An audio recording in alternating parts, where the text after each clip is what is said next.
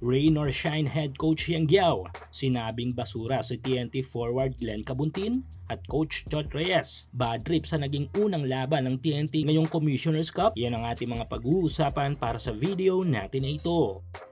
So kagabi nga nasaksihan nga natin ng Rumble yung matinding tapatan ng team ng Rain or Shine at TNT tropang 5G. Heto din ang pinakaunang laban ng TNT na talaga namang inabangan ng mga PBA fans. Syempre dahil na rin yan sa paglalaro ng former NBA player na si Bol Bol. Maliban sa elite player na itong si Bol, sa National Basketball Association ay pinakauna niyang liga ang PBA right after ng NBA. Ganun lang namang kalakas kumuha ng import ng TNT, bagay na dati na nilang ginagawa. At sa laban nga na ito, maliban sa ilang mga magagandang highlights online ay may bonus pang mga pangyayari na talaga namang bumuhay sa dugo ng mga live at online audience. Heto nga yung dalawang maaksyong insidenteng mga ito na kinasangkutan agad ng dalawang international imports ng bot team. Ang isa na nga dito ay ang suntukan Jalen Johnson at Glenn Cabuntin. Under 7 minutes ng 4th period nang mangyari ang gulo dahil na rin siguro sa init ng laro kung kaya't di na nakapagpigil ng sarili ang dalawang player at nagbigayan na nga ng tuluyan. Sa after game interview ay hiningi nga ng media ang komento ni Rain or Shine head coach Yang Giao. Kilala si Coach Yang na direkta kung umatake at medyo matinding magsalita. Ayon dito ay mabait daw si Jalen at kung may balak daw si Ryan na laro ng isang import ay madali lang daw ang gagawin. Magutos lang daw ng basurang player na sakta ng import. Well, ang tinutukoy nga dito ni Coach Yang ay si Glenn na mismong nakaaway ng kanilang import sa game.